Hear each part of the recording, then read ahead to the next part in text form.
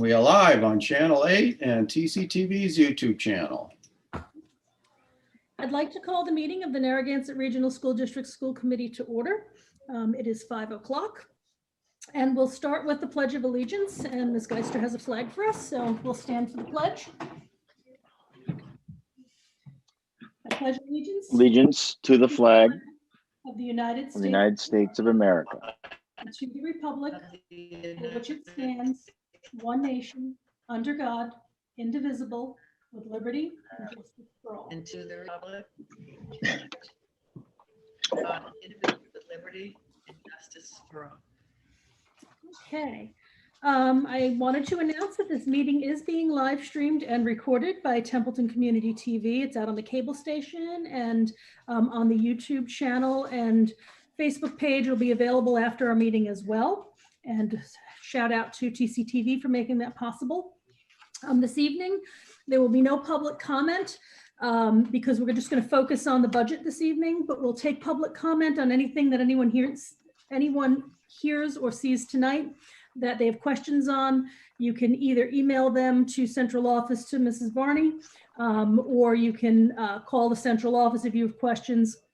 And we'll have a public comment period at our next meeting, which is February 17th for our next school committee meeting. And that is a change in the date. It was originally the 10th of February. It's now the 17th of February. So with that being said, we will go right into our FY22 budget discussion. There were some documents that Anne-Marie had sent out to everybody. There's a line item budget and some income sheets that we'll go over tonight. I think I'll just do a quick preview and then turn it over to Dr. Casavant and Anne-Marie to get into more. The governor did come out last Wednesday with his budget numbers. So we have numbers for Chapter 70 distribution and the cherry sheets. There was also some interesting guidelines given out by the governor with regard to the ESSER 2 grant monies that will be issued and our ability to utilize some of those funds as an offset to increases in the town's minimum contributions. So I'll put that out there and we can discuss that more as we start talking about these numbers. To no surprise, we are in hold harmless. So our Chapter 70 number, even though our October 1st numbers went down year to year, being in hold harmless, that put us at an even amount for funding from year to year. There is bonus aid in the Chapter 70 formula, $30 a student, and that equated to, I think, about $30,000 or so of funding. Wasn't a lot of money.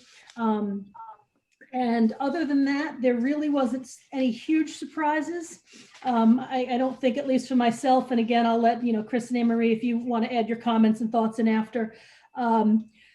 I think the biggest surprise for me and the takeaway was the increase in the MLCs to our towns, that in times like these, that the burden that the state has shifted to the town by increasing their contribution did go up quite a bit. I want to say Templeton's minimum contribution goes up about 140,000 and Phillipston's goes up by 50,000. So, that's significant for both towns. So that did, I hate to say it surprised me because nothing surprises me, especially from a negative standpoint. And I hate to say it that way. But it was maybe more disappointing that there wasn't some more relief given to maybe the municipalities as they looked at the funding package. So with that being said, I'm going to turn it over to Chris and Anne-Marie to talk us through what was sent out, and then we can get to questions and comments. For the record, though, I will just go over who is on the call, and I apologize for not doing that sooner. For the school committee, we have Mrs. Kojal, Mrs. Chartier, Mrs. Robichaud, Mr. Marks, and Mr. Mason, who joined us, I'll say like at 5:02, and myself, Mrs. Hughes. I believe that Mrs. Trifolo and Mrs. Matson will be joining us shortly. She needs the link, Mrs. Trifolo. Oh, she needs a link? Okay. I only have one screen tonight. It's in the calendar invite, but I will resend it to her. Okay. Thank you. We have Dr. Casavant, our business manager, Anne-Marie Geister, and Susan Varney, admin executive assistant extraordinaire. So with that being said, as we know, Mrs. Trifle will be joining us shortly, and I see her connecting now. So we'll Let me add her to my list. Thank you. 505. And as I Sorry, said, couldn't Mrs. find the Matthews- link amongst them all.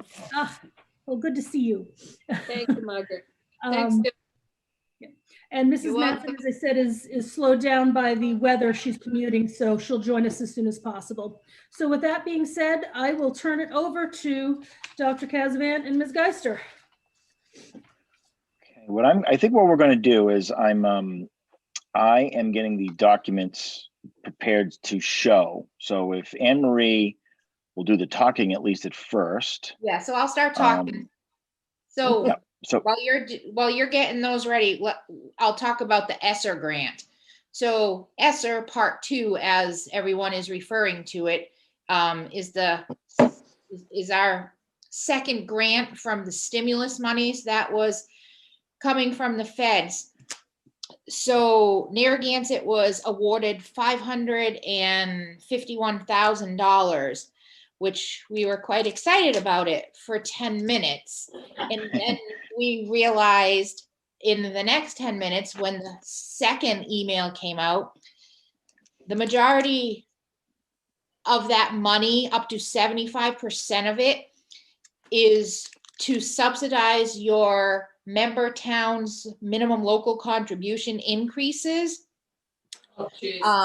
So if you do the math, 75% of 550 is quite a lot. Our towns, I guess, luckily, the two together total $189,000 increase.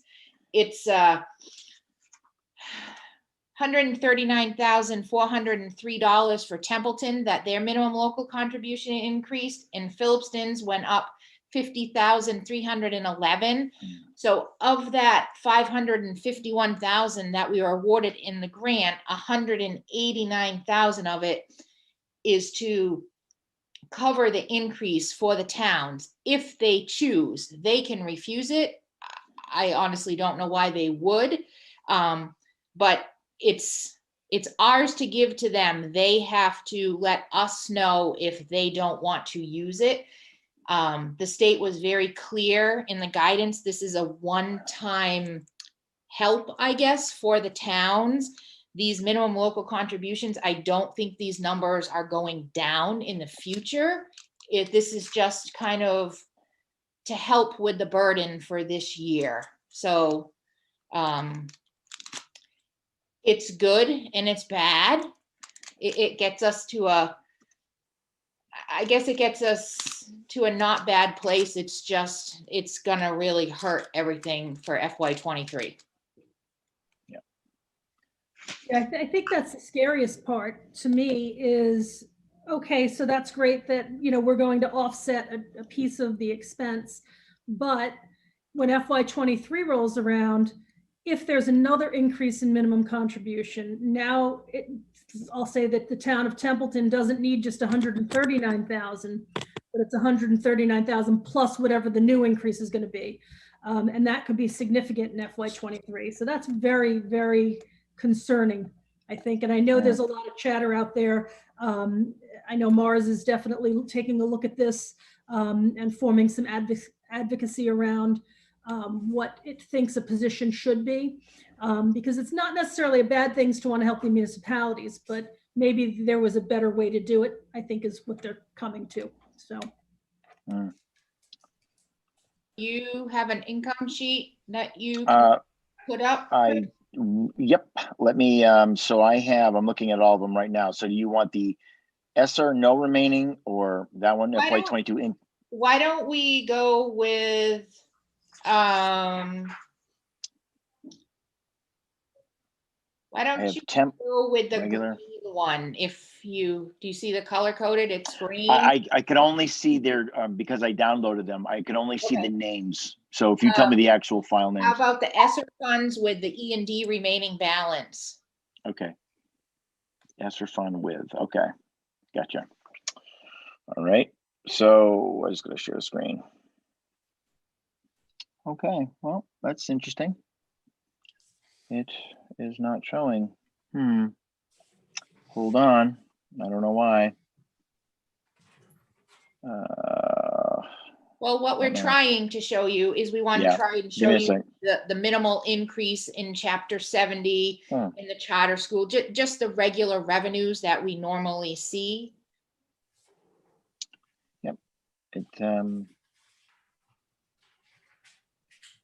It's spinning. So that's what's happening right now. So it's spinning. So I don't know why it's doing that, but you have I think that folks do have that, correct?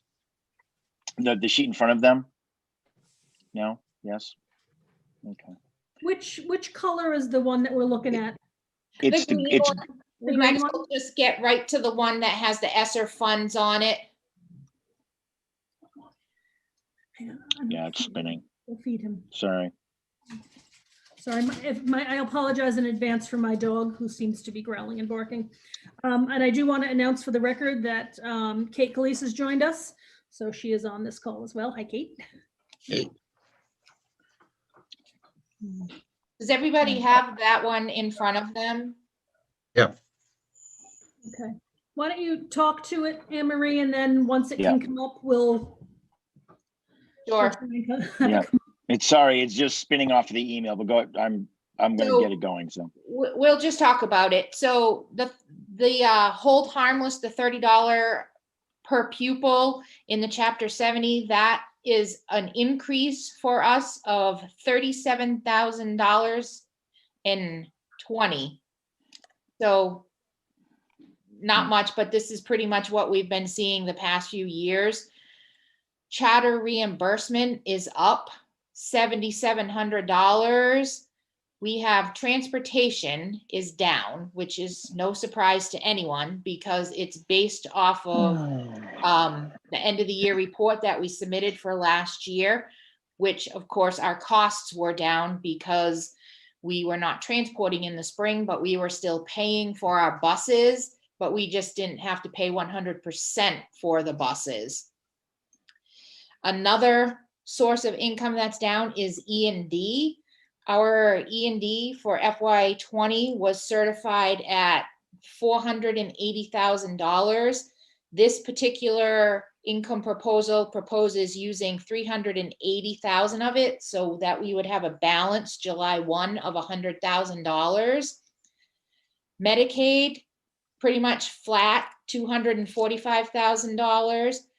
And then this one is, I show that the ESSER funds are a source of income to help offset the minimum local contributions in the town's assessments, which are right below. And if you look at Templeton, their minimum local contribution went up $139,403. The biggest increase really for both towns besides the minimum local contribution is the cost of special ed transportation is going up like crazy.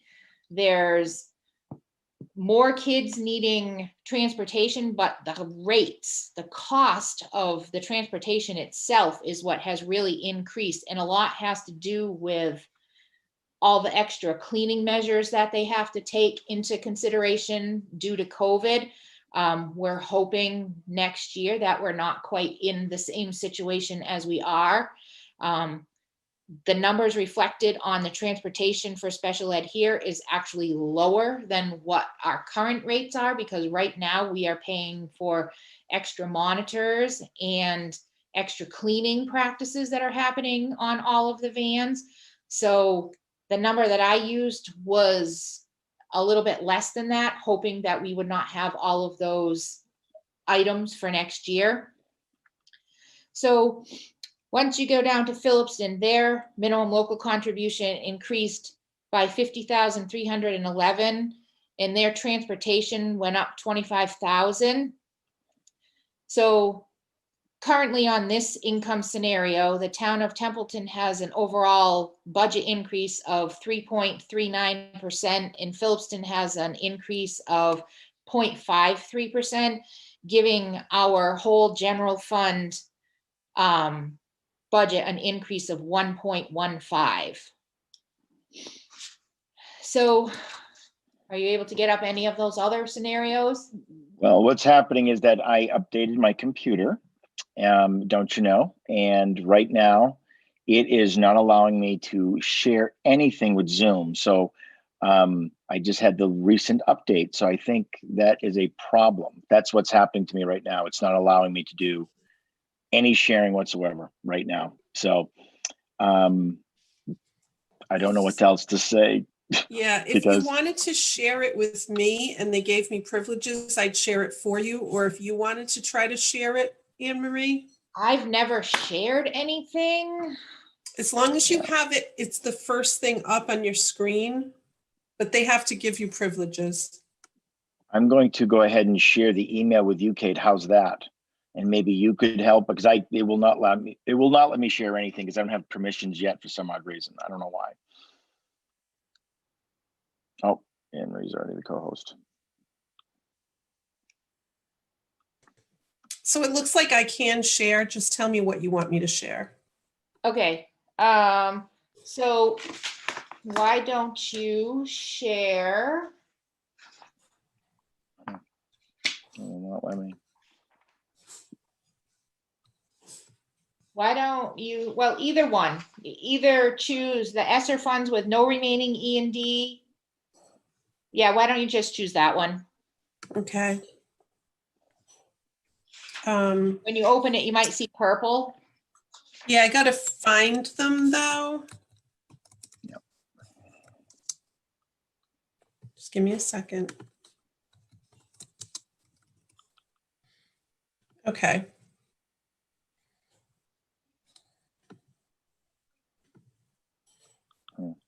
Let's see if this works. Is that what you're looking for? Yes, it is. All Hey, right. Kate. Making up for this morning. Yes. So, Okay. I'm gonna leave it like that. You tell me if you want me to scroll. so this is the same thing that I just went over with all of the increases in Chapter 70 charter, the decreases in transportation in E&D, except this one, I took and used all of our E&D. We have none in reserves on July 1, threw in the whole 480,000, which gets us a little bit closer to what we were like last year. And that gives us a bottom line of 1.66% increase overall, and it still keeps Templeton at 3.39 for an overall assessment increase, and Phillipson at 0.5 for an overall assessment increase. I'm not sure that we can do any better on the income side than this particular scenario. We can work with any increase, decrease in the E&D. That's about the only number you have to play with on here, unless you're looking for additional monies from the towns, which I don't think is going to happen. And we're already subsidizing the majority of their increase anyways with that ESSER fund. Let me just, if you want to scroll down a little bit, Kate, towards the school choice. As you can see, the school choice is down as well. Last year, we received 1.4 million. This year, we're only slated to receive 1.1. So that's a big increase to the fund that takes care of a lot of our health insurance in 10 of our salaries. So I'm not sure if So, anyone has yeah. any questions on any of this income. I think it might be helpful to maybe talk through the line item piece of it. Not necessarily line by line, of course, but because I think it's important to understand what makes up the number, because that may influence the decision of how we use maybe some of that income, if that makes sense. Because I know we've had some preliminary discussions, but I think there's some points about the line items that we probably want to make sure everyone's clear on. And so maybe if we did that, would that sound like it might be a good plan? The line item expense side of it. Yeah, because obviously that's what drives what we need the estimated receipts to say. Yep.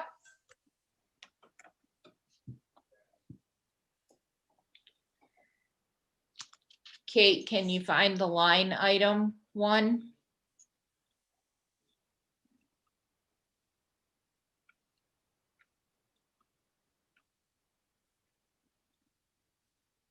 Yeah, I might. Hold on.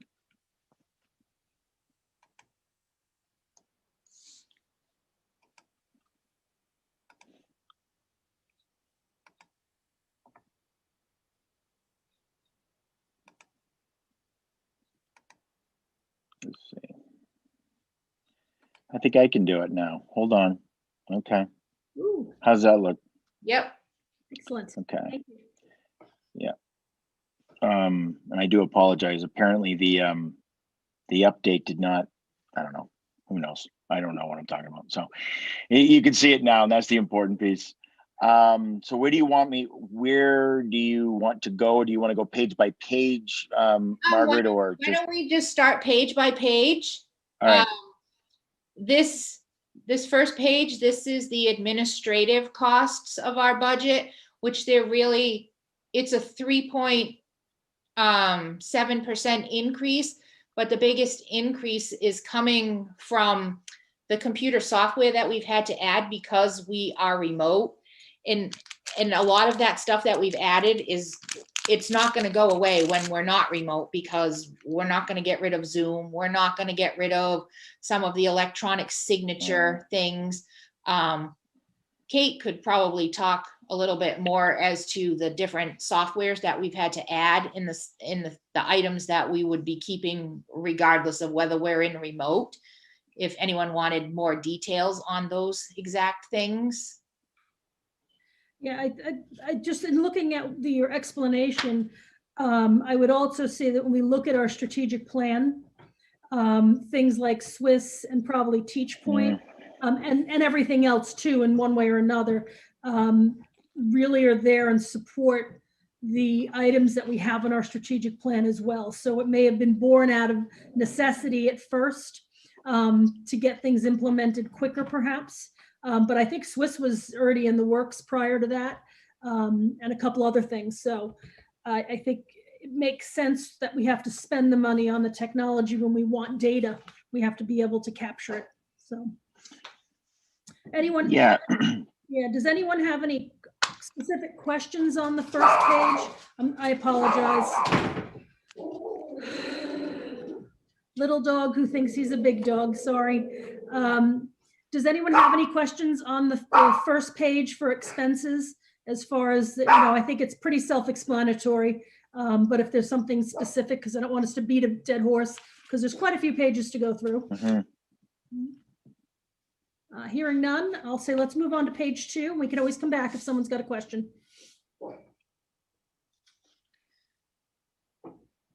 So on page 2, the two things I'd like to point out is this expense, line by line expense budget, moves the assistant principal at TES from school choice over to the general fund, which has been a goal of the school committee, is to move those salaries from school choice over. So if we can start doing one at a time or a couple at a time, this is working in the right direction. And the second yellow line that I have highlighted, I tried to take all of the teachers that we had in school choice and move them all over to the general fund, but it just doesn't work. You can't move them all. It's going to have to be one position at a time and maybe a little health insurance each year. So you can see that the 275,000 I subtracted and moved them back into school choice. We have 4 teachers in school choice that have been there forever. Those are our elementary unified arts. The past few years, we have thrown the extra teachers into school choice, but we're trying to get them out. And another important thing to know about this budget is that there are no new positions in this budget. Everything in here that we're proposing is exactly what we have right now. So I don't know if you want to go on to page 3. Yeah, let's keep scrolling. And if anyone on the school committee or anyone has questions, just blurt them out, because with the share screen, I can't see. And I don't want to hold up a question. So feel free to just unmute and ask away. If you want to just keep scrolling till you get to the Okay. end of the instructional, like the subtotal page. Okay. which is page 6. Mhm. There you go. So I went through all of the supply lines and really looked at them closely to see which ones were going in the red, which ones weren't, and really made a lot of adjustments to them. Not that those dollar amounts add up to much, because a lot of the supply accounts are like $500-600, and you adjust it $50, it doesn't really make a lot of difference in your bottom line. But I went through and really took a good look at those so that we could have money in the places that we need it.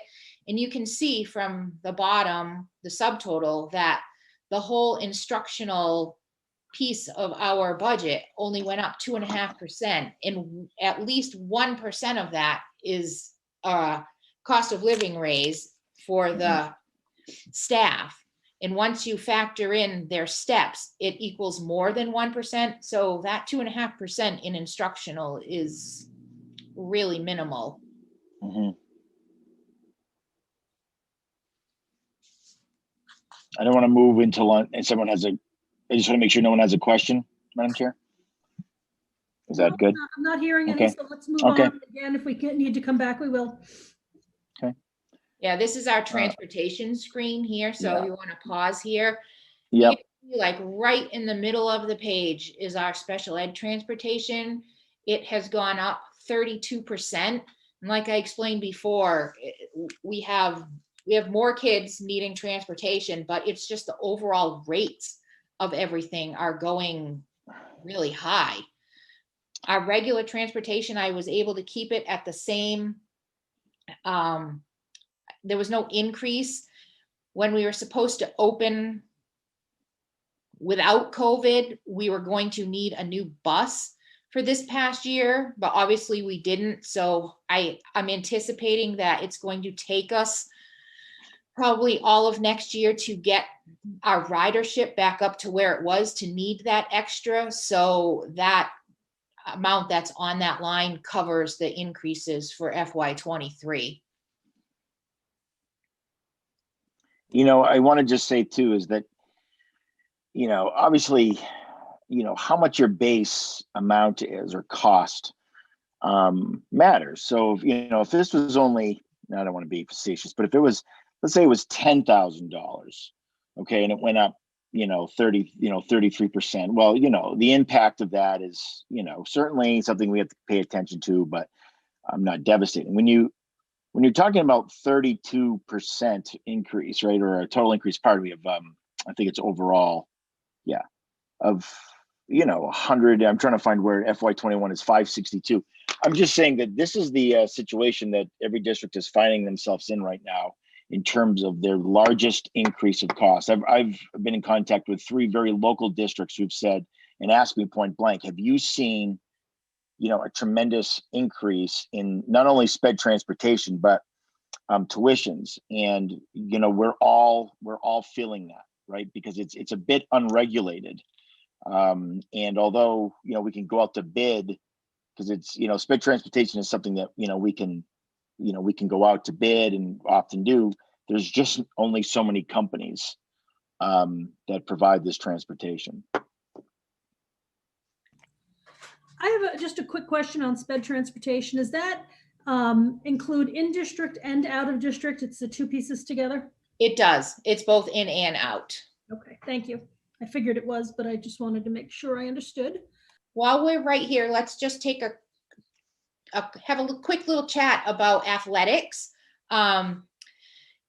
This past year, actually FY20, we had to move our stipend for the athletic director into the athletic revolving because it was one of the things we cut from our regular budget.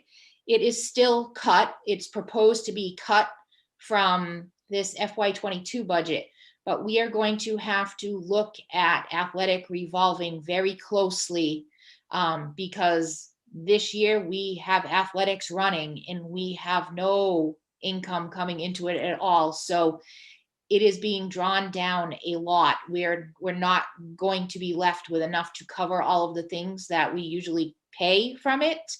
So, but that's kind of a conversation by itself for another time.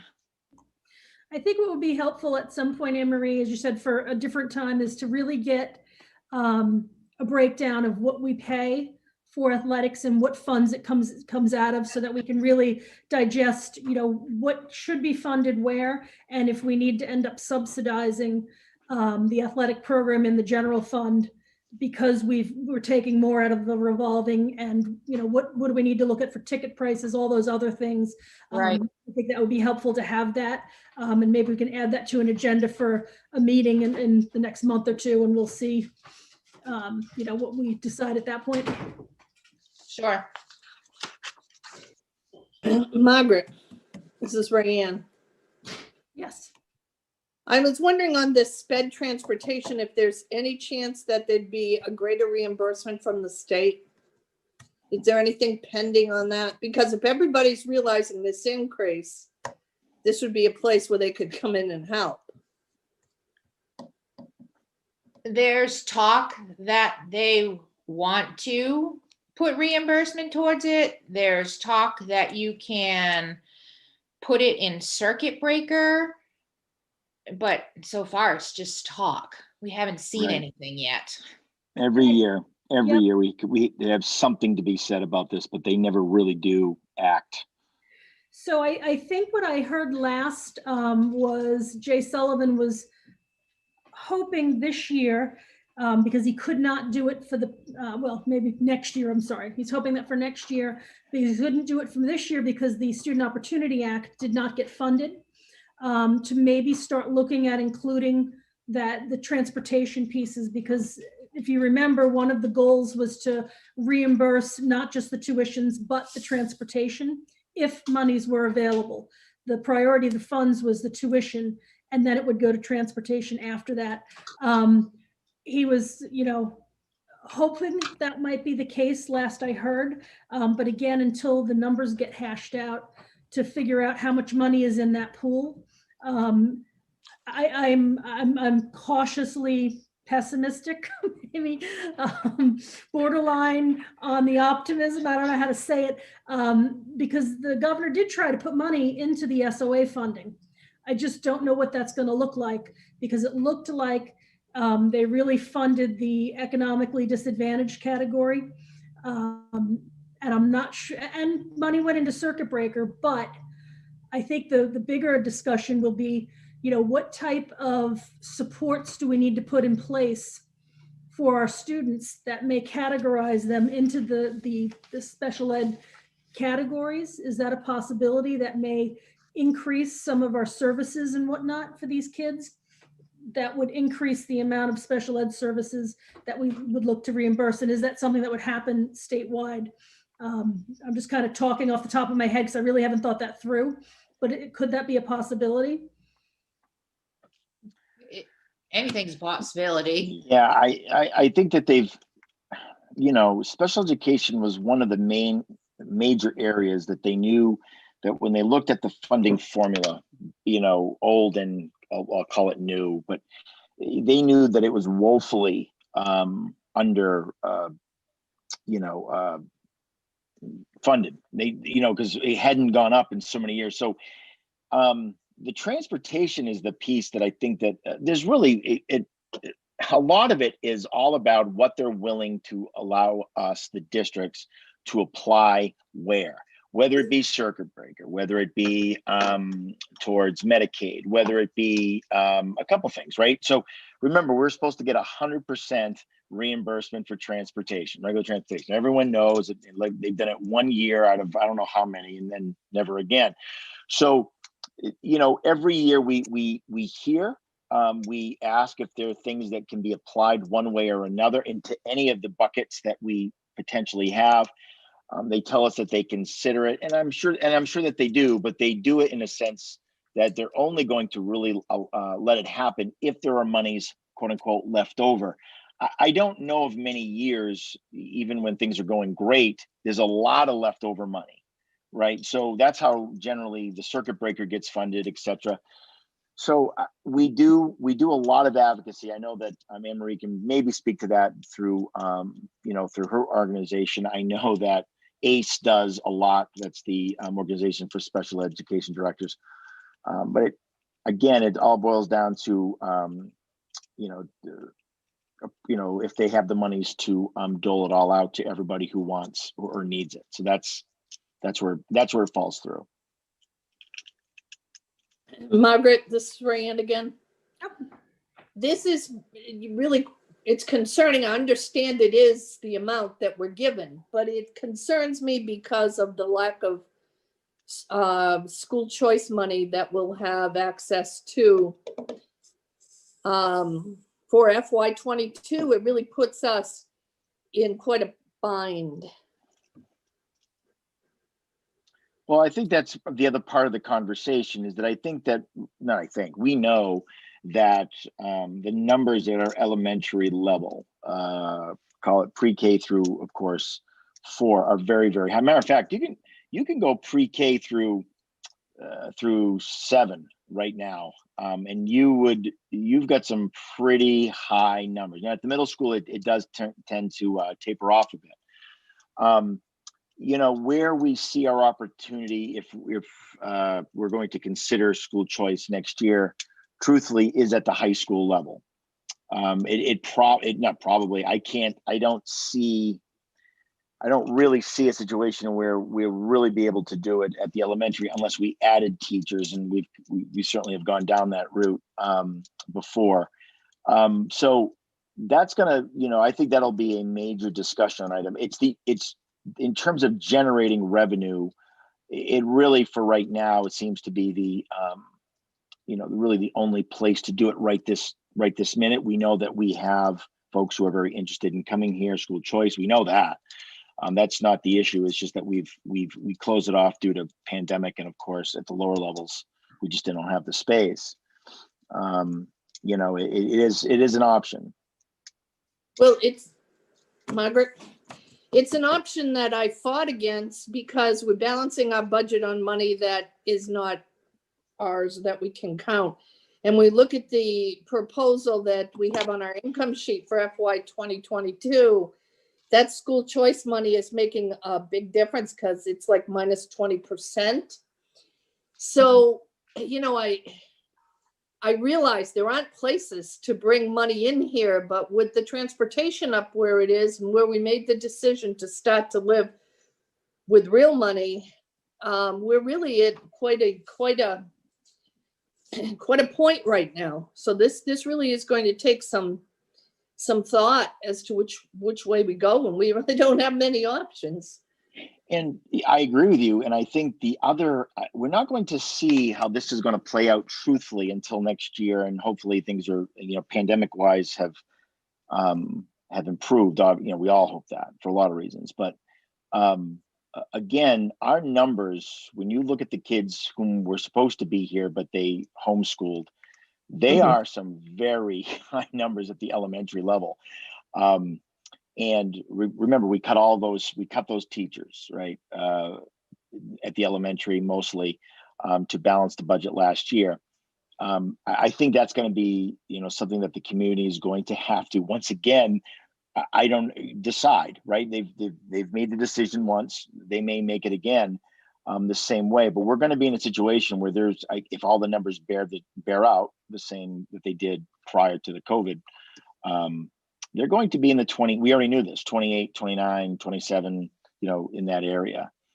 It doesn't look it right now because we have a lot of kids who are either homeschooled or full remote. Yes.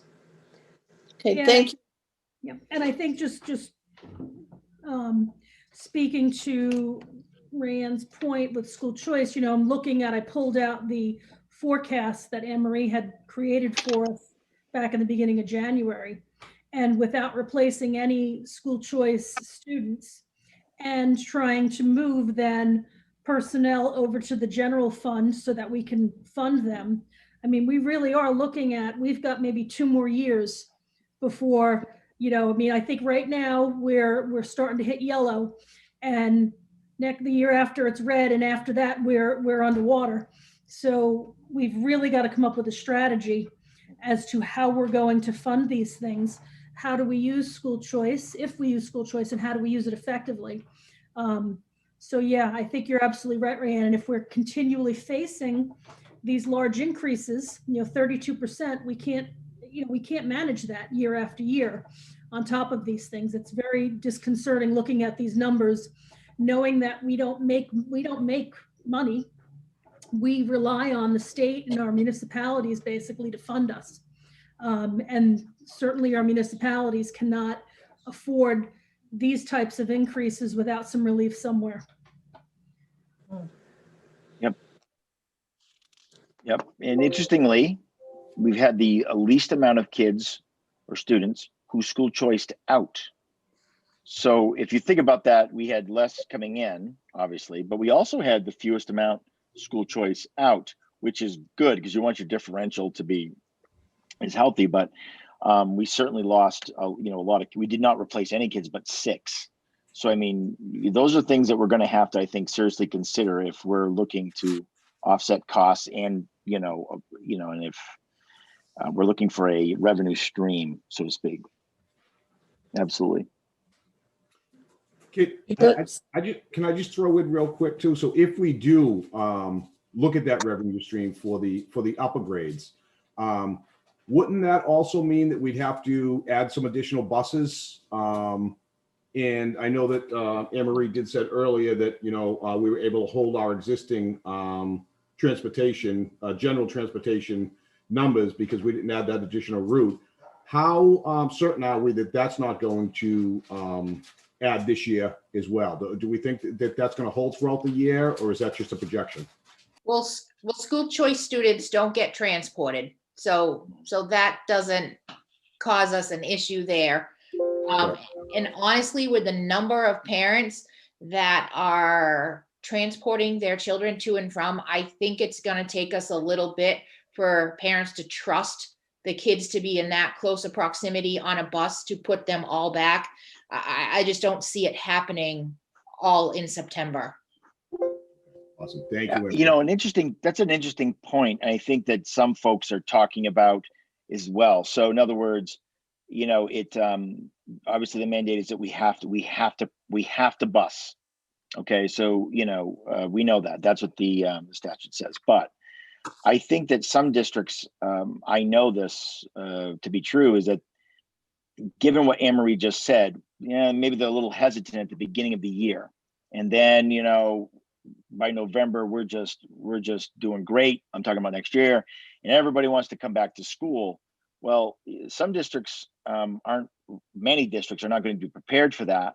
And they're talking about, charging students to take buses after a certain point. So in other words, I don't know, pick a date, October 15th. If because you're going to have to offset costs somehow, because you're going to go in, say, knowing that you need 8 buses, but then things get great in November. Now everyone comes back, and then all of a sudden you now need 11 buses. Now, granted, that's a lot of money. I get it, but if you need more buses, there's no, unless you're going to put money, you got money, available to you, you're going to have to offset that somehow. And so folks have actually thought about that, is that if, what do you do in November when that happens? December, pick a month. Yeah. Another great decision, right? I'm just saying, I mean, these are things that are going to come up. You're talking, what is it per day, Anne-Marie, for a typical bus? Like, 400? No. Yeah, it's close to 400. 400 a day times 180. All right. So I mean, or whatever the case is. So so think about that. You almost have to budget for 11, know that you need 8, at least initially, and then, bank on the fact that you're going to need 11 by, say, in my fictitious story here, by November. Parking money like that gets a little bit, concerning, but I mean, I think that it's a cost that most districts, our district, won't be able to absorb just on a regular basis. I did just want to interject for a moment and just say that Mrs. Mattson has also joined us. And I apologize for saying that a little late, but I did not see her since we're sharing screens, but I wanted to make that announcement. So, Margaret, can I ask a question? Does a regional school district have the option of not providing busing or charging for busing? It must provide busing. It if must. wants to be reimbursed. right, Yeah. but within, what is it, a mile and a half? Yeah. Anything over 1.5 miles. Yeah, so, now do we bus students closer? I think the answer is yes. But that's really a big philosophical discussion we'd have to get into. We have unsafe, there's not sidewalks everywhere. And, so I think we've always done the right thing to the best of our ability. So it puts you down a slippery slope when you start saying, well, they're 1.4 miles and there's no sidewalks, but sorry, we're not going to bus you. But no, you're absolutely right, Rayanne. There's statute that we have got to provide that transportation. Mm-hmm. Yeah. And that discussion on that mile and a half, that's a rabbit hole we don't want to go down. I've been down it a number of times in discussions, and it's a no-win because anything happens to one of our students and nobody wanted to engage in it. And that's just what holds out there. The kid could get hurt and we can't have that. So that may not be any bargaining power for us. And then we have E&D. I mean, I'm looking at all these numbers, and I do this early in the game. I understand that. But we look at E&D, we don't have the E&D we've had in years. So we can understand what's there, but there is somewhat of a panic on my part, knowing that a lot of these STEM things are not there to use. Mm-hmm. So just wanted to say that. Yeah, I agree with you, Rayanne. These numbers are not painting a really positive outlook going forward. And it's very concerning. We have one expense that comes up at a line, and, especially, I know that we were looking at, if we use all of our E&D, that leaves us with no cushion. And That's right. the only recourse after no cushion is going back to the towns and asking for additional monies, or ending up in the red. And the commissioner frowns very deeply at districts who do that. You basically go into a sort of oversight with the state, and certainly don't want that. So yeah, I think your concerns are very valid. And then it doesn't hold. I mean, we've identified this in this budget process as we are right now before. And if our answer is going back to the towns have to fully understand our dilemma. And we never seem to get to that point. You know what I think is different this time? I think, and you're right, Rayanne, I've been here 5 years, and it's always a difficult conversation, to say the least. But, without, again, it's not just this, but it's a huge part of our increase is special education. And the fact is that we do not have a say. This is really a cost that is really borne on every district without a lot of options, quite frankly. And everyone knows that sometimes when kids move in, we've got a couple examples of that. One of those examples, without exaggeration, is costing the district $250,000. That is how much one program costs. Okay. And so when that happens, there is no, there's no like, well, you can't have to pay it, or maybe I won't pay it. Of course you're going to pay it. So it's the benefit of the child. But if you were that kind of a person, you would still have to pay that. It's the law. So this isn't like frivolous spending. We really inherit a lot of times, special education and transportation. That's why we try to build programs within the district, right, to keep kids here.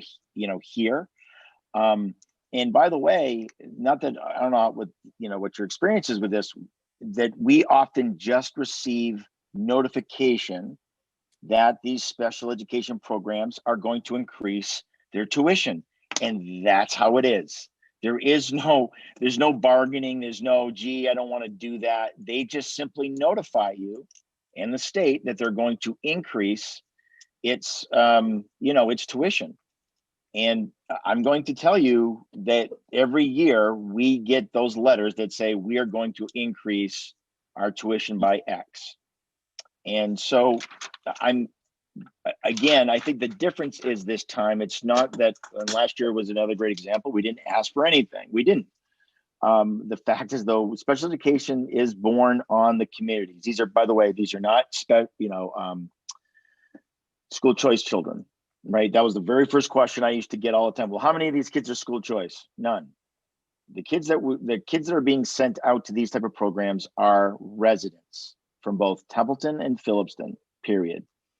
And we've had to show that information several times over the years. I think that may be one of the bigger differences this year, right? And Maria, I don't want to overspeak, but that increase, a good portion of it, I think we actually broke it down to a percentage, of the increase overall.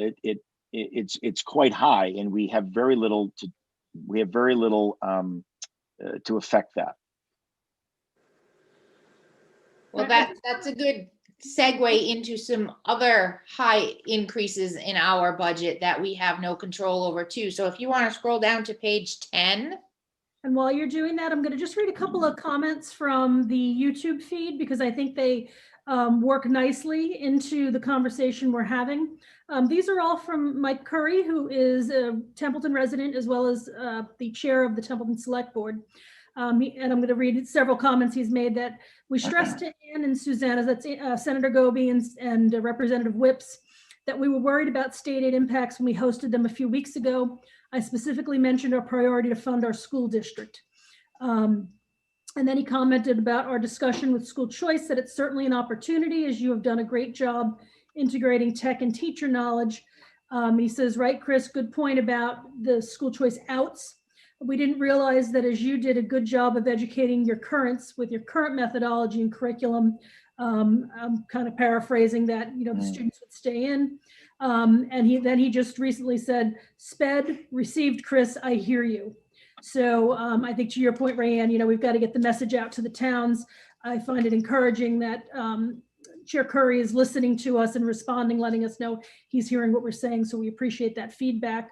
But I think the larger question is, how do we push that message even further out and make sure that everybody is speaking about the issues that we have as a district and what we're facing. So I just wanted to share those, and we can go ahead to the next piece. Thank you. Well, on this page, we'll just touch real quickly, but the maintenance area, that only has an increase of 0.37. So I think we've done really good in that area.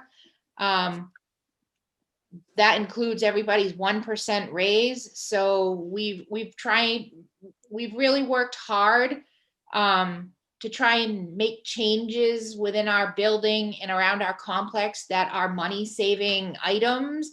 And I think it's starting to show by that low increase. So back to high increases. That yellow line right across, that is our Worcester Regional Retirement Assessment. And I had mentioned this at a school committee meeting, that went up 28%. We've had the past couple years, we've probably had at least a handful of those members retire from our district. And I didn't highlight it, but it's on here. I just got the actual number for our group insurance assessment, which is our teacher retirement. And that one went up quite a bit too. That went up 7%, but it went up $45,000. That's like 2 teachers retired. And there's a few, like the past couple years, we've seen 1 or 2 go a year. So that's not going down, those numbers.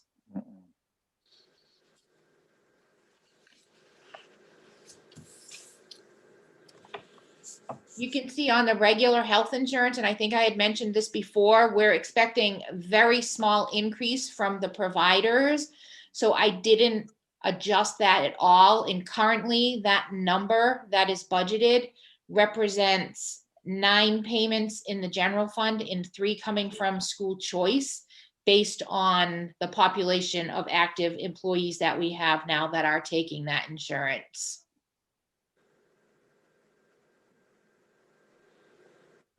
I don't know if anyone has any questions on insurance, but I also want to just point out, like, a little bit further down on the screen, we have a few leases that are being paid off this year, which helps us for next year.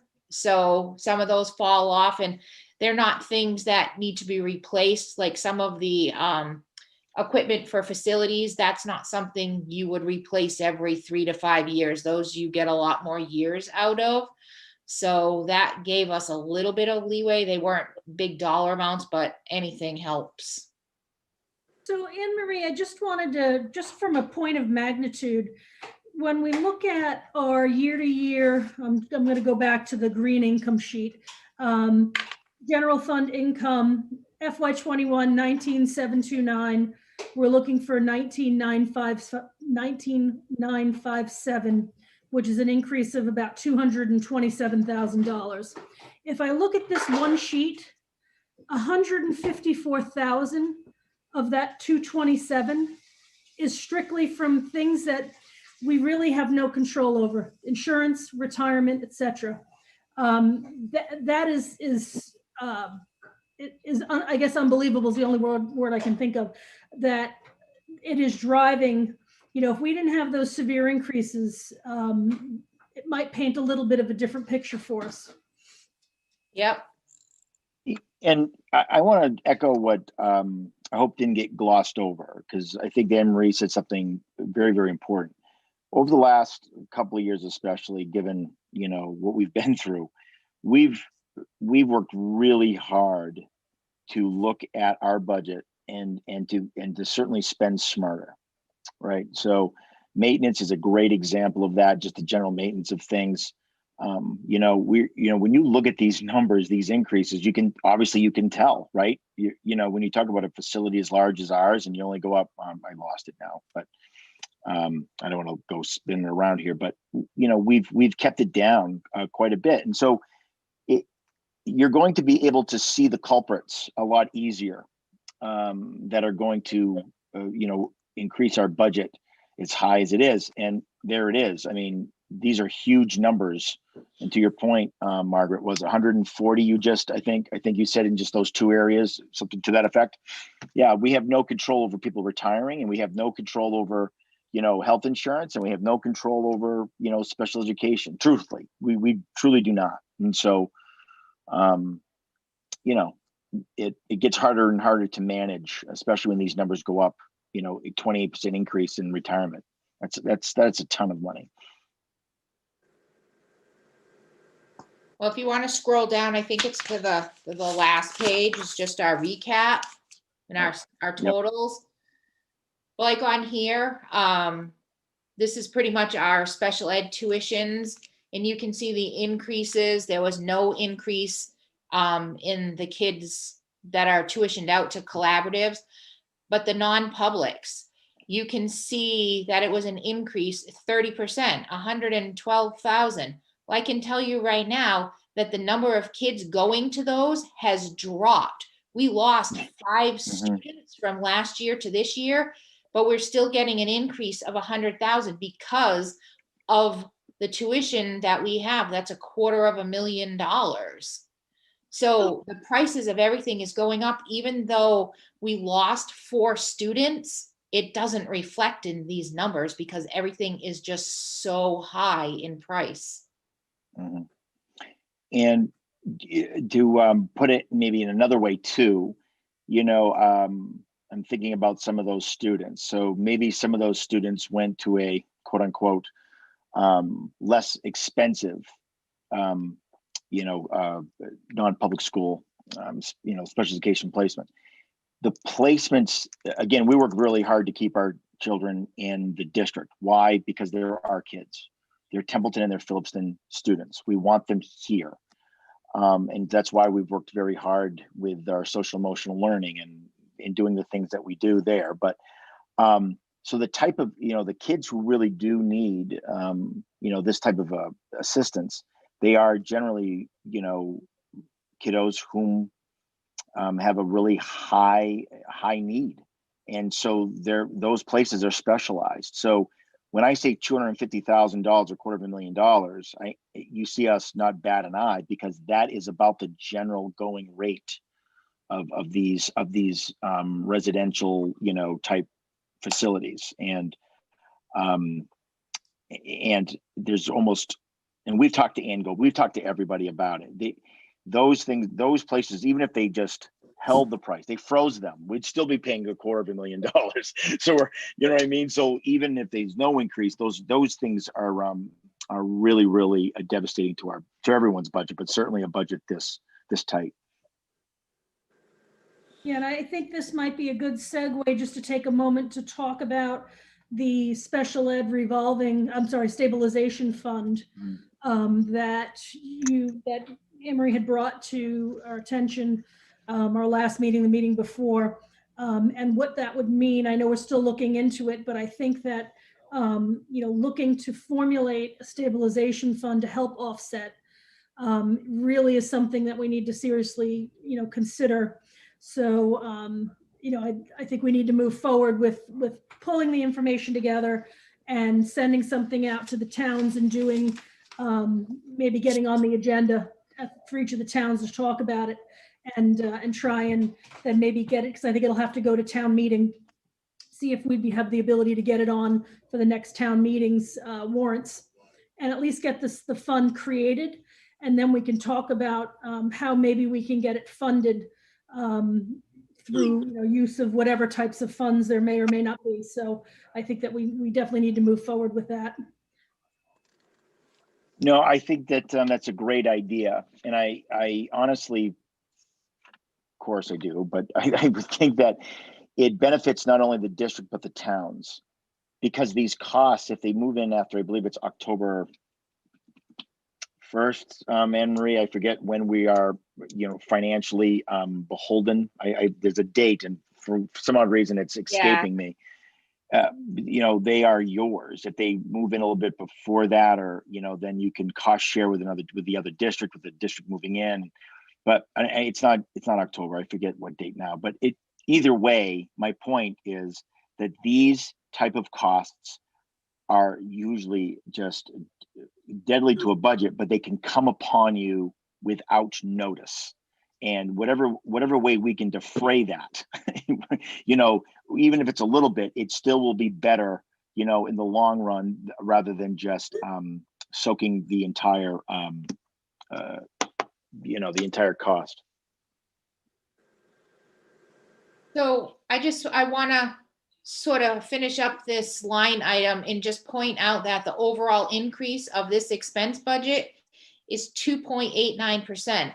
Now, Margaret had mentioned before on the green income scenario, which is the one that left 100,000 in E&D, that income increase is only 1.15%.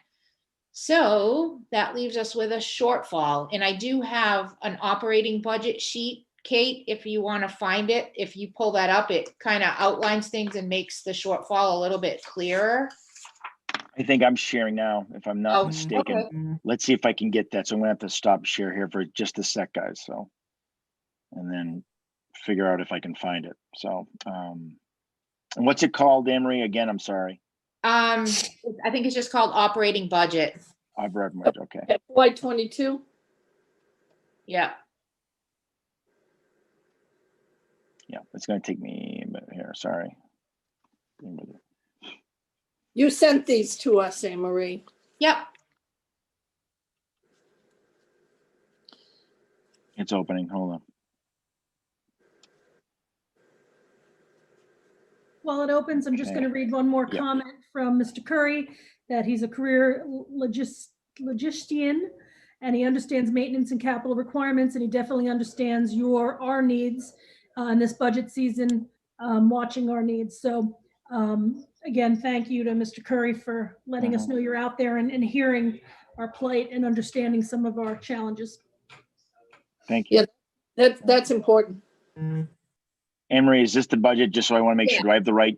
Okay. Yes. So basically this sheet, it just puts together all of our funding, everything that we spend, regardless of what source it comes from, the grants, the revolving accounts.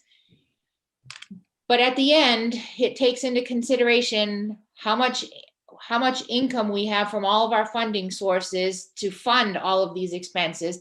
And if you scroll down, you can see that we have a shortfall of $242,000. Now that $242,000 shortfall is based on using all of the E&D. So if you keep $100,000 remaining for an emergency, that shortfall is $342,000 of expenses over your sources of income.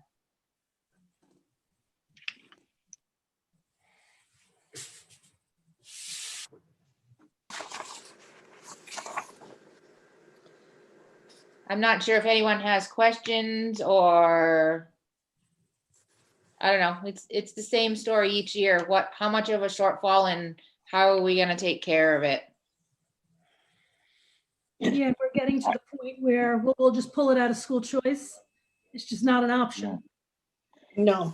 Unless, you know, I'm going to go back to an old conversation, which I don't, by the way, I agree with in principle. I really do. So when folks were like, why would you hire all these teachers at the elementary level, Chris, you know, just to take in more special needs, more school choice kids? And I'm like, well, it's just about, for me, it was revenue, right? But I do understand, well, then what happens if those kids go, you know, they're no longer here, then you still have the teacher, that kind of that conversation. Then, you know, deficit spending was brought up a couple of times. I agree with all of that. I would say this is that the trend at Narragansett, you know, for the 5 years I've been here, that, and I'm sure beforehand, but there is quite a need or a want to school choice into this district as an elementary student. Okay. And, you know, I think that's a really important conversation to have with both towns, both Templeton and Phillipston, you know, because it was such a point, right? It was such a, oh, I shared. Do you mind if I'm sorry, you guys need to see that anymore? It's kind of depressing. We're all set. Yeah, I would simply say that, look, there is a revenue stream. I'm not saying $242,000 worth, and don't hear me say that, but there are. I mean, it's there. You know, is that something, but once you have a special need, boy, we're talking about special needs kids a lot lately, earlier, but our school choice kids, you know, you have them for forever, and that's not a bad thing. But going to the other side, to the other point, is if they do start to fall off, are these kids really, you know, are these school choice kids really paying for teachers? If you remember this about 3 or 4 years ago, right? I don't necessarily disagree. What I did disagree with, and still do today, is that that's fine, but you can't expect the district to take its insurance portion out of school choice, right? That absolutely should be on the local side, 100%. And that was always the kind of the conversation we'd get to, is that, like, if you're willing to do that, you know, if that's the bargain, then fine. And, you know, it certainly makes it a lot easier, more palatable. It can't be done. It's a lot of money. I understand that from both towns' perspective. So you almost get trapped into this, boy, you know, I want to call it an ideal, but you do get trapped into this, you know, to this need that you need to feed, if nothing else, that insurance. Look, it went up 7%, right, Anne Marie? I think you said roughly, give or take. I think was that, no, health insurance was up. I forget. That was retirement. Sorry. Yeah. Yeah. You need to feed that unless it goes into the general side. So it's a philosophical, you know, conversation to have, you know, and I think that we still have to keep talking about it, not only here, but beyond. No, I think you have made a very good point that probably at our next meeting, maybe our next finance meeting, we really need to have that deeper dive discussion onto what our school choice position will be. Because I think you outlined all the challenges we have. Oh, it sounds idealistic. If you could take in, 10, 12 school choice kids, it would pay for a teacher. Well, that's assuming all those kids are in the same grade. That's so exactly right. it It's exactly right. So yeah, if Right. we have 10 or 12 school choice kids leave, if it's one from each grade, we're not getting, we're not able to take any teaching positions away. So it really makes this a very difficult discussion. And in my mind, that's also one of the downfalls of the whole Chapter 70 formula, is there's limited step functionality. How many kids in a class get you a teacher? Well, if you get one more, you're adding a full teacher, not just a portion of one. that's it, So, right? So you sit there and you go, okay, what do we do? So I think that, again, we can break that all out again. I mean, it is a revenue stream, right? And I think, but, going forward, we made the active decision this year not to take any school choice students in for all the right reasons, by the way. For every one of those reasons were great. And, our differential is okay. It's okay. It would have been fantastic if we would have only lost the amount of kids we lost this year and took in as many kids as we normally do. We didn't. That's okay. I mean, we did it with purpose. So, I don't want to, and not everything is going, the point is you can go upside down quick, right? So I get all of that. I just don't know what options we have as a district. I'm going to include the town's finances to really expect, our budget was only 1% over, right? Last year, 1.19, I believe, if I remember correctly. We did a lot last year. Everyone knew we weren't going to get a 1.19. Again, that was just it's just not going to happen. But we've done a really nice job, I think, at really cutting back on things and going through things very, very, very carefully, making sure that we're not spending monies where we don't need to. Are there any other questions from the committee at this point on these numbers? Because I think we really need to talk about, what needs to happen next, because we're getting close to the point where, one, we really need to give a preview to the towns of, what we're looking at so they can get in their minds and on their papers as they start to draft their budgets, where we may be coming in. I know there's a lot of unknowns with the ESSER 2 funding and what the governor said, is that going to hold true to the end? But we have to just assume what's in place today is what it is. And we have on the books our first public hearing, a preliminary hearing for Thursday, the 26th. And I'm looking at Susan's box just to see if she'll shake her head if I've got that correct. Yeah, she's shaking it. So Thursday, the 26th would be a preliminary, no, sorry. The 25th is a Thursday, sorry. Thursday, the 25th, it is a Thursday, that we have a preliminary hearing set for 6 o'clock. And it will be mostly the unveiling of our budget to really talk through for the public to hear. And we'll make sure that we push out that invitation to the towns as well, the select boards, the finance committees, et cetera, so that we can make sure everybody engages. Doing this virtually is going to be challenging, which is why we really want to get the preliminary hearing out there so people can hear things to formulate questions. The final budget hearing would be then March 3rd, which is about a week later. That would be a Wednesday. Tentatively scheduled for 6. We may do a meeting prior. So the time is up in the air for the committee as a whole, but that would be our final meeting where we would take, again, public comment on the budget, and then we would want to vote on that so that we have something certified to present to the towns for them to include in their budget books. So that's the timing that we're looking at. Prior to those two events, we do have our next school committee meeting on February 17th. So I'm just, I'm looking at Anne Marie and Dr. Kazvan, how would you like the committee to proceed from tonight and the night of the 17th? What do you need from us so that you can move forward? Because I know we need to put together our budget presentations and the budget information that we send out. So what direction are you looking from us this evening?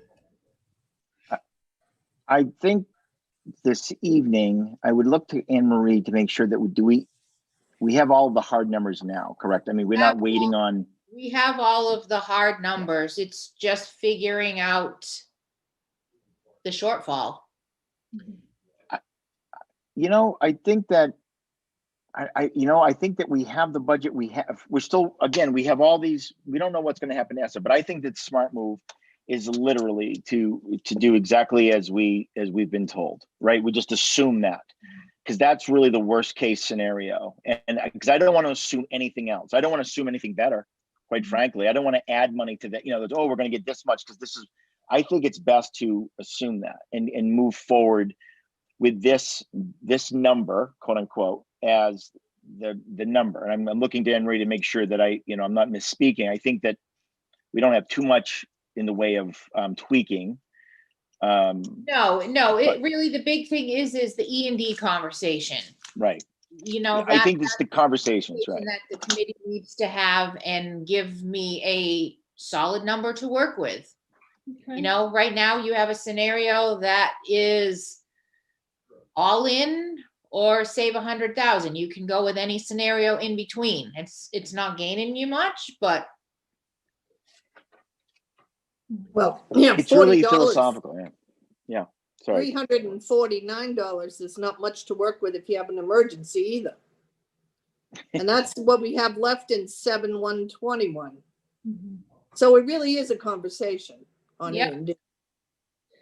So I think we need to have that, at least philosophically, just start with it, put a stake in the ground with E&D on where we want Anne Marie and Chris to go with this, so they can formulate the presentation. Obviously, as we know, once we put the stake in the ground based on feedback and whatever else, we'll move the stake if need be.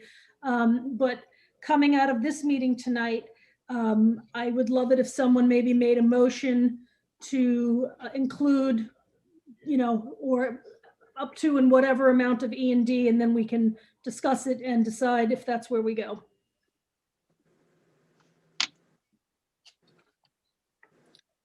How about at the next meeting, people could think about what their ideas are. Does that give you guys enough time? well, the only thing we have to do is we have to just put these numbers into a PowerPoint presentation.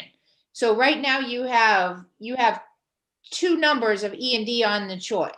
You have either a shortfall of $340,000 or you have a shortfall of $240,000 in how we want to close that gap. The most income that you're getting is an increase of $327,000. We have a little bit more than that on our expense side. So we'll work on closing that gap, and we'll present some options to you, I guess, on the 17th in the PowerPoint. And then you'll have to take a firm stand then on what you want to do. Is it my, can I ask just a general question for the folks who've been here, a bit, and I'm being serious now. In the years past, did you not really apply all of your E&D? I mean, if not every dime of it, I mean, that's a being, what was the practice? Up until the last few years, as long as I've been here, it's been all in. Even the $324, it's been all in. I can't remember, and Hank, maybe you can remember a case that I don't ever remember a time where we had to go back to the towns for an emergency. I think we've always handled it. No, we haven't. Like, you put a freeze on, no more spending. You don't do this, you don't do that. At this point, you kind of just have to, whatever sources of funds you have, you need to use. Right. I've never been trained that way, as my former business manager self. But I will tell you that this is a year that I would say that just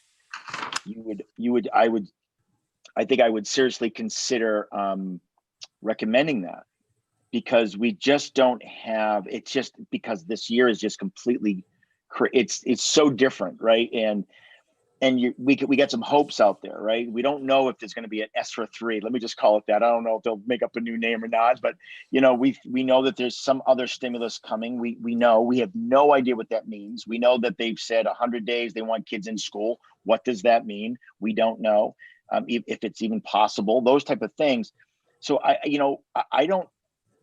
think that if this would be the year that I would go against my I guess training, or I don't know, just my better judgment. This would be the year to do it, because we do have some, maybe we have some monies coming, maybe.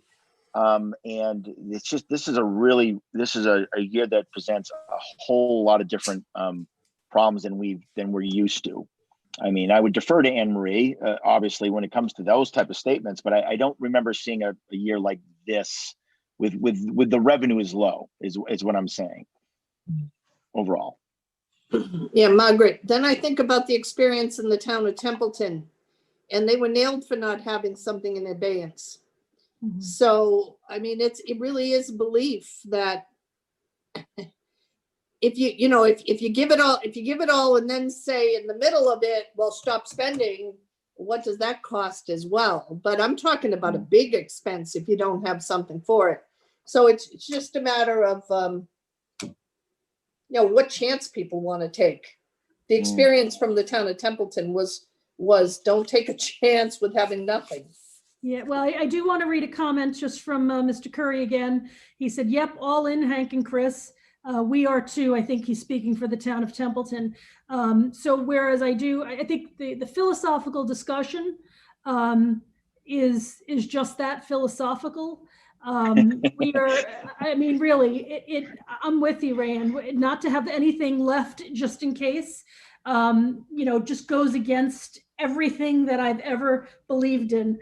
But I think if our towns are going all in, we need to do the same. And I think that the towns will understand if we do that. If we have, I don't know how we'd work ourselves out of an emergency, but it becomes a different discussion at that point.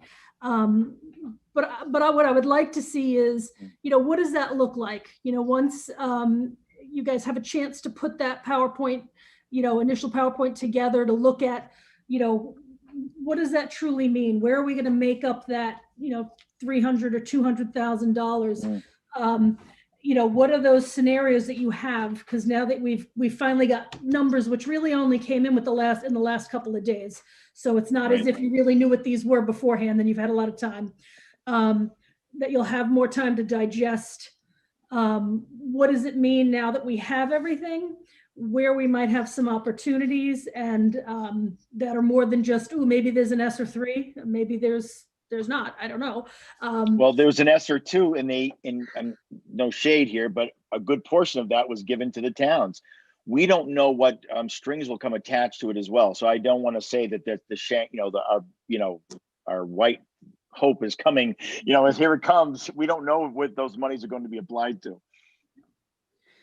So what I'm hearing then is it sounds as if, unless someone feels passionate and wants to make a motion about something, I'm not saying you have to, I'm just saying unless someone really wants to, it sounds like what we'd like to see is really more detail at our next meeting on the 17th to give us the couple of scenarios, to plug the numbers in, present, make your recommendation, and then we can vote and discuss then on what our baseline will be as we move forward for the hearings. Does that sound like a plan? Is there anything else? I'm looking at Anne Marie in particular. Was there anything else that you need from the committee in order to make that work from your end, from the number side of things at this point? I don't think so. They have all of the different scenarios. They have the line item budget. So. All right. I think it would be prudent to get on the select board's agendas probably after the 17th. I don't know if it'd be possible to do it before our hearings, but maybe we could look to inquire about doing that. Pick your time frame, and we could get on their agendas just to kind of speak and give them what we're looking at. If we can't get on the agendas, obviously I know Dr. Kazavant, you're in communication with the towns and it can at least push out the data that we have right now and what we're looking at. And I think that discussion, and I don't know if you've been able to have the discussion yet, since again, this is all new, about the ESER 2 piece and what the commitment the governor made to the municipalities. Because I think it was Anne Marie who you said you really don't see the towns turning it down. But we probably should just at least inquire because they could surprise us. I don't think so, but it would be nice to hear from them that, if that's available, we definitely want to take it because that'll firm that up as well, that we know what dollars will be remaining. All right, anybody have any other questions? I know that there's lots of driveways to be snow blown. At least nobody needs to make lunches for their kids tomorrow, although I think I may be the only one with a kid that needs a lunch. Maybe you, Jeff, I'm not sure. Oh, and you too, Chris, sorry. Any other questions or comments from the committee? Well, I'll just say thank you for all the attention to the detail.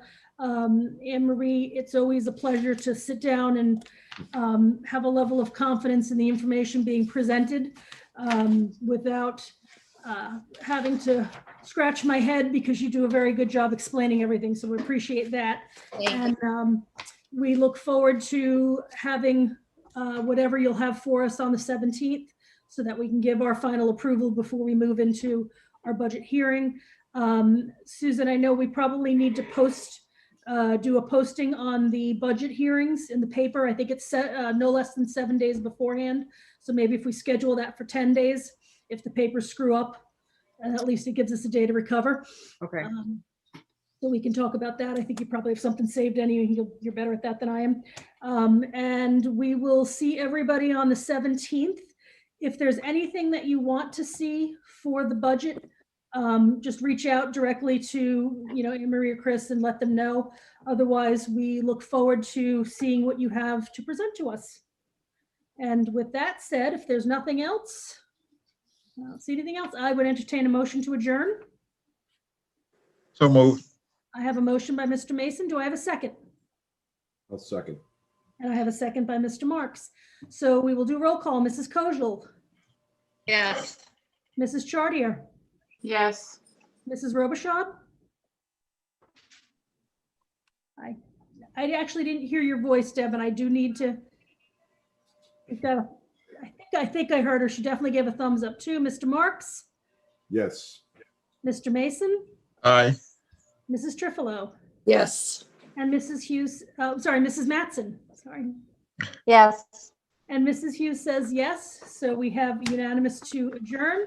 I thank everybody once again for participating, and I thank the public for watching, and we will see you on the 17th. So